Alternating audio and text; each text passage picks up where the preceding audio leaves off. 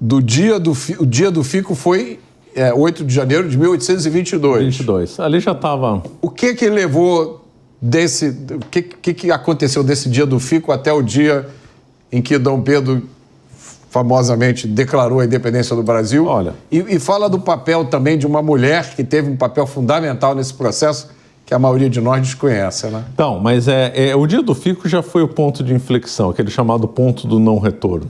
Ali era só uma questão de tempo a independência. Dom Pedro sabia, José Bonifácio de Andrade sabia, Maria Leopoldina sabia, o padre Sampaio sabia, todo mundo sabia. Ali era uma questão de tempo para a independência. Por quê? Porque aí, quando chegaram as informações em Portugal, eles não ficaram quietos, falaram, não, então vamos deixar tudo do jeito que está e tal, ninguém viu, ninguém sabe, não. Resolveram apertar, e aí então chegaram documentos, né? Na época as comunicações eram lentas, não é igual hoje, você aperta um botão, o pessoal acaba sabendo do outro lado do mundo o que está acontecendo, né? E aí então chegaram informações aí no intuito de voltar ao status quo anterior da união entre Brasil e Portugal. Era um Estado unido, né? Brasil, Algarves e Portugal, para voltar a um estado anterior. Isso daí seria, então, inaceitável. Mas aí também entra a maçonaria também, né? A maçonaria estava dividida no Brasil e estava dividida em Portugal, aliás, estava dividida na Europa inteira.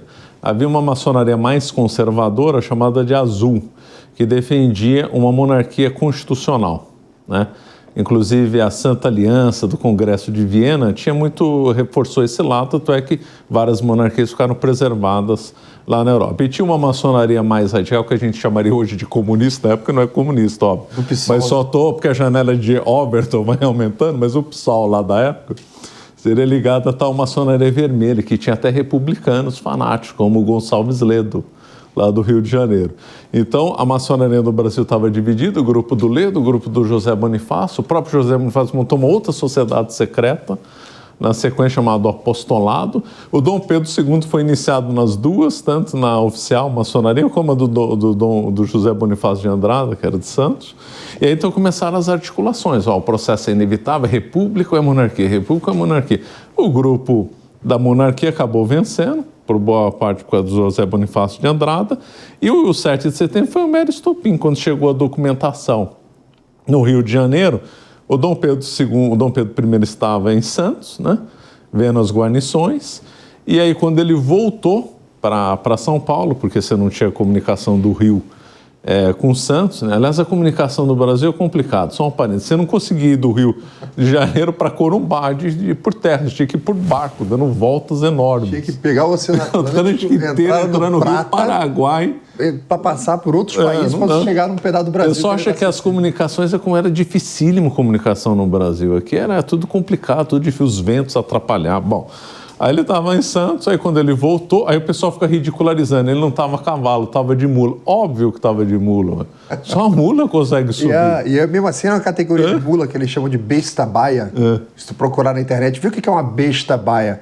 É uma mula linda, que parece assim, uma égua parruda, meio pitbull, assim, forte, para pegar serra, para subir, para descer. Lembrando que essa serra aqui do mar chegou a ser chamada de Serra do Mata Padre. Era 3 dias para subir. 3 dias para subir. Era uma na base. Difícil. De Santos até a base da serra, era um dia, porque é tudo mangue. Depois era um dia inteiro para subir a serra e depois um dia inteiro da serra até São Paulo. 3 dias. No comecinho, quando não tinha bem antes da calçada de Lorena, tinha que subir em alguns pontos engatinhando. Para você ter uma ideia, cavalo não conseguia subir a serra, só cachorro. Cavalo não conseguia subir. Então imagina só, um padre, um português, com aquelas roupas pesadas, pega uma chuva torrencial na subida da Serra do Mar, se agarrando em coisa, ele ia pedir para morrer. Se cair. Ele já morreu, se torcer um pé, morte. Fora que tinha cobra, um monte de bicho e tal. Então as coisas no Brasil não eram fáceis. Bom, o Dom Pedro II, o Dom Pedro I, naquela época já tinha calçada de Lorena, né? Ele subiu e aí quando ele estava perto do Riacho Ipiranga, ele recebeu as notícias, né? E aí então ele declarou um grito que não foi de momento, esse grito já tinha sido usado na Europa, já tinha lojas maçônicas com essa ideia, independência ou morte, já tinha sido usado na Europa esse grito, né? Então ele já sabia dessa condição, então quando ele chegou aos documentos, aí ele declarou. E de fato teve 2 gritos, né? A historiografia aponta 2 gritos. Então no momento que ele fala para uma guarda, para 3, 4, 10 no máximo, e depois para mais gente. Né? Pelo meu sangue, né? Independência ou morte. Tem até uma lenda que diz que também disseram independência ou morte na queda de Massada, lá em Israel. A queda de Massada também teve, Eleazar Ben Yair. Interessante porque... Mas antes de você entrar na história de Israel, que se deixar o Laudelino solto, a gente daqui a pouco está falando do Big Bang. Eu quero que você conte da participação de uma mulher no processo de independência. Perfeito. Quando chegou esse navio com as informações, foi o Três Corações, o mesmo que levou as frutas e verduras e legumes. O mesmo navio. Foi o mesmo navio? Chegou o navio de Portugal com determinações das cortes. Ela veio com informações das cortes, informações dos constituintes brasileiros que estavam lá. Que faziam parte das cortes. Que faziam parte da corte. Não estava tendo espaço para falar, o pau estava comendo lá, o negócio estava feio. Só um lá. Parênteses aqui, último meu, hein? Esses deputados brasileiros, quando foram chegados lá, foram saudados como portugueses do além-mar. Mesmo às vésperas da independência, não tinha essa separação. Ó, vocês são brasileiros e nós somos portugueses. Eles foram saudados como sempre se saudou os portugueses do além-mar. Portugueses do além-mar. Outro paralelo com a história da Revolução Americana, porque até o último minuto eles não se chamavam de americanos. Não chamavam. Eles eram ingleses. Exatamente. E lutando pelo direito de serem ingleses. Mas termina. Lutando pela agora eu não vou interromper mais. Vai lá. Os americanos Pode interromper à vontade, professor. Essas interrupções são ótimas. Outra live outro dia. Os americanos lutando pela Magna Carta de 1215 e a Revolução Gloriosa. Por aí vai, vamos lá. Chega esse navio com informações das cortes, dos constituintes, de espiões que trabalhavam para Pedro I. Bem observado. Veio várias informações, então veio um pacote, veio um pack lá, com várias visões do mesmo evento, o que estava acontecendo em Portugal. Então, os constituintes já tinham adiantado para o Brasil, aqui para a nossa administração, que era, no caso, quando Pedro foi para São Paulo, ele nomeou Leopoldina regente ali. A sua esposa, imperatriz Leopoldina. Ainda não era imperatriz. Ele não era imperador. Ainda não tinha... Qual era o título dela? Princesa Leopoldina. Princesa Leopoldina. Só depois da independência do Império Brasileiro que aí virou imperatriz. E ela estava nomeada como a regente, então ela tem poderes, mas tinha algumas restrições. Quando chega o navio com essas informações, isso é levado rapidamente lá para a Quinta da Boa Vista. A Leopoldina tem acesso a essas cartas e o Bonifácio também. Leopoldina convoca o Conselho de Estado, no dia 2 de novembro, Conselho de Estado, para deliberar sobre aquilo e agora. Porque o que as cortes estavam pedindo colocava o Brasil numa situação jurídica inferior, inclusive, à época do descobrimento. Eles mandaram anular tudo o que Pedro tinha feito, Pedro I, mandaram transferir todo o funcionalismo público do Brasil para Portugal. Os tribunais, tudo para lá. Imagina, Mota, você vai processar alguém e tinha que entrar, pegar um advogado, mandar o cara lá em Portugal, o custo disso, né? Então, eles criaram uma situação impossível para o Brasil. Como regredir a uma situação anterior? Então, Leopoldina olhou isso. O Bonifácio olhou, Leopoldina chama o Bregário, que era um cara do STM, Superior Tribunal Militar, que era tido como o segundo cavaleiro do reino, só perdia para Pedro I. E o Bonifácio fala para o Bregário, depois que eles deliberaram, e a Leopoldina, como chefe do conselho, inclusive é um erro histórico que eu vi até recente, no dia 2, gente repetindo o mesmo erro todo ano, que Leopoldina assinou o decreto de independência. Não, isso aí não é verdade. Isso não aconteceu. Isso Ela não tinha esse poder. Esse decreto não existe, nunca existiu, não tem registro nenhum disso. E ela, como chefe do conselho, ela só pode aconselhar. Faz sentido, não faz? Até... O próprio nome da instituição, conselho. Tá dizendo, o chefe do conselho não mergulha, não agarra no polidense e fica dançando. Ele vai aconselhar. Então sai o Bregário, cavalo pela estrada, igual um doido. Existia uma rota para São Paulo. Pelo caminho, existia um posto. Você, quando viaja, Mota, você não para no posto de gasolina para abastecer, não tem um restaurante. Naquela época já tinha. Tinha fazendas que abrigavam os viajantes ilustres. O Dom Pedro I pousou em fazenda já previamente selecionado. Não foi assim, onde é que vamos Sai dormir correndo, aqui? né? Não era. Era tudo programado. Entra pelo mato. Era tudo não, programado. Tem um caminho para ir. Parava. Então, o Bonifácio fala pro Bregário, consuma quantos cavalos forem necessários. Já está dizendo para ele, ó, você vai parar, vai trocar o cavalo e vai continuar correndo. Vai parar, troca o cavalo, isso tem que chegar, Pedro. Então, quando ele encontra Pedro, ele encontra ele por um acaso nas margens do Ipiranga. Foi um acaso. Tinha parado ali para tomar uma água, fazer alguma coisa e tal. Tava ali com o padre Melchior, né? Isso, o padre Melchior dá o relato do grito, exatamente. Quem descreve tudo desse momento é o Melchior. É muito interessante que teve o Carlos Oberacker Júnior, né? Que ele pegou toda a documentação que tinha sido escrito por todas as pessoas que participaram do grito do Ipiranga ali, daquele momento. O soldado escreveu alguma coisa, o fulano escreveu, o ciclano, tal. Ele pegou tudo aquilo e fez um compilado e ele chegou à conclusão que o relato mais fiel era do padre. Exatamente, do padre. Ele falou, chegou um momento que ele falou, cara, o padre está acertando tudo, vamos seguir aqui, porque o padre... Inclusive, quando Pedro recebeu a carta e leu, ele jogou fora, né? O padre foi lá e recolheu as cartas todas, recolheu. Documento, né? E Pedro ficou meio que andando ali na região ali do Ipiranga, pensando, falando alto, conversando com o padre. O que esses caras estão pensando? Me chamaram de rapazinho. Olha aí, estão querendo prender o Bonifácio, que o Bonifácio tinha escrito antes uma carta para Pedro, que Pedro deixou vazar a carta lá em Portugal nos jornais. E, cara, as cortes ficaram bravas, porque o Bonifácio meio que chamava os caras de covarde e tal. Eles queriam a execução de Bonifácio, prisão e execução dele. E o Pedro estava ali e tal, e ele consulta os soldados, ele conversa com um monte de gente. Por isso que o professor falou, não teve só um grito, não, teve 2 gritos, tem todo um evento que acontece ali. Na hora do grito, ele não estava com caganeira.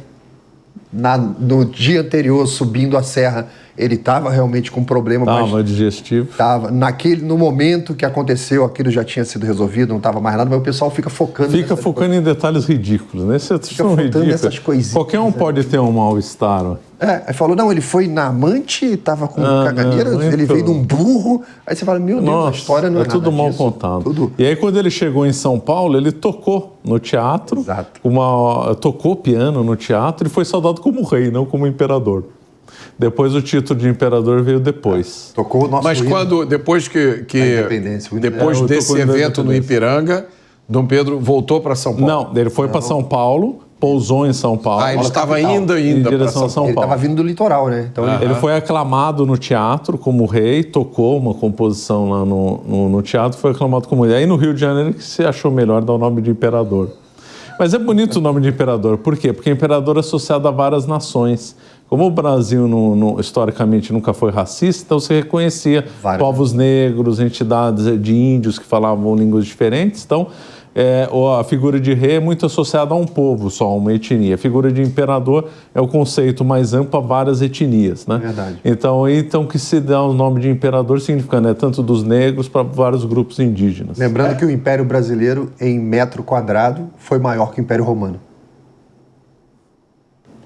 Vocês pintaram aqui um cenário completamente diferente do que a gente aprende na escola, né? Muitas vezes a gente escuta dizer que a independência do Brasil foi um troço meio fake, né? Foi um acerto entre o pai e filho.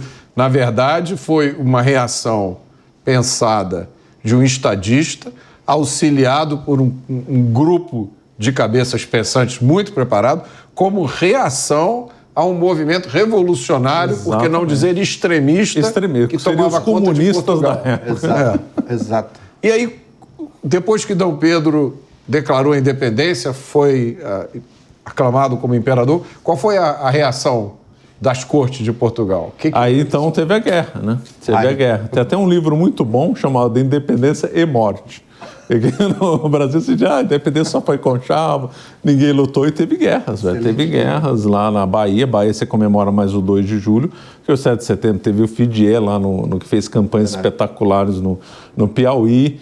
Então, agora tem um fato curioso, que eu lembrei agora. O primeiro rei que o Dom Pedro I recebeu foi o rei do Havaí, imagina só. O Havaí naquela época era independente, ainda não tinha sido dominado pelos Estados Unidos. Ele ganhou um negócio tipo um cocar gigante, cocar uma lindo. roupa linda, cheia de com penas de aves raras que queimou no incêndio. Isso que eu ia falar, queimou no incêndio. Que perdemos no incêndio. Perdemos No Museu da Quinta da Boa Vista. Quinta da Boa Vista. ela. Então, que triste. Aí nós tivemos então uma guerra, foi literalmente uma guerra civil. Opôs os que eram leais a Portugal, mas com brasileiros lutando do lado português e portugueses lutando do lado brasileiro. Foi uma confusão. Mas aí quem estava defendendo Dom Pedro I acabou vencendo na Bahia, vencendo na Cisplatina, venceram no Piauí. E aí então a Portugal teve que negociar a paz, né? Então envolveu a arbitragem da Inglaterra, Portugal e o Brasil. Nessa altura, Dom João VI já tinha morrido? Nessa altura não, ele estava vivo. Estava vivo. Ele assistiu. E aí, então, se acordou. E uma curiosidade, uma das exigências de Portugal para aceitar a independência foi que o Brasil não se unisse com outras colônias portuguesas, porque houve um movimento em Angola de querer se unir com o Brasil, porque a ligação da Bahia, principalmente com Angola, era muito intensa. Não, o pessoal falava por causa da escravidão, não era só por causa da escravidão. Os itens de exportação da Bahia para Angola envolviam mais de 100 itens. Era muito intenso o comércio. Havia brasileiros que moravam em Angola, angolanos que moravam na Bahia. Uma coisa interessante também é que quando foi feita a independência brasileira, as cortes forçaram Dom João a punir Pedro I. E Dom João falou, tá bom, vou aplicar-lhe uma punição exemplar. Eles tinham a tradição, Dom João e Pedro, de uma vez por ano, tem um almoço específico que eles faziam. Dos dois, pai e filho. Aí Dom João fala assim, ele vai ter uma lição, não vou almoçar com ele esse ano.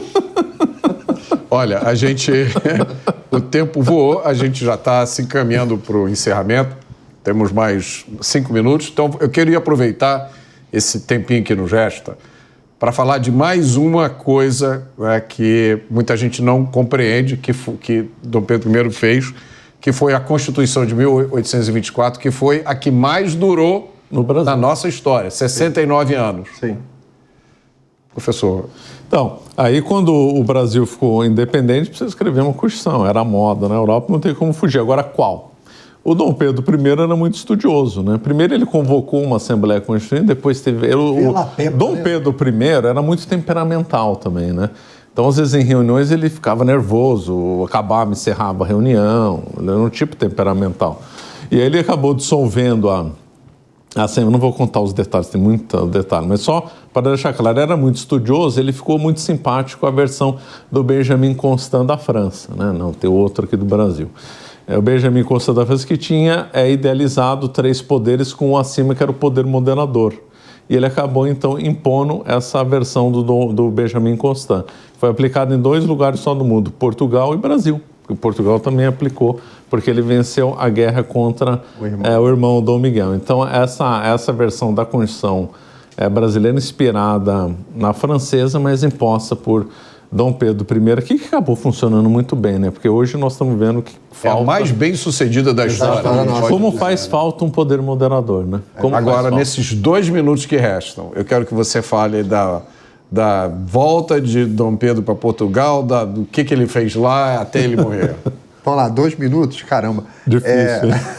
Vamos lá, então, independência do Brasil, o Brasil seguiu adiante, as coisas foram acontecendo e tal. Começou a surgir no Brasil muita fake news de imprensa. Tinha um jornal do Rio chamado Repúblico, passava o dia inteiro escrevendo mentiras sobre Pedro I. Tinha vários eventos na rua em que o Dom Pedro ia participar. Fake news. E o pessoal falava assim, dava o grito da juventude, né? Falava assim, viva Pedro I, desde que constitucional. E Pedro I falava assim, o que esses caras estão falando?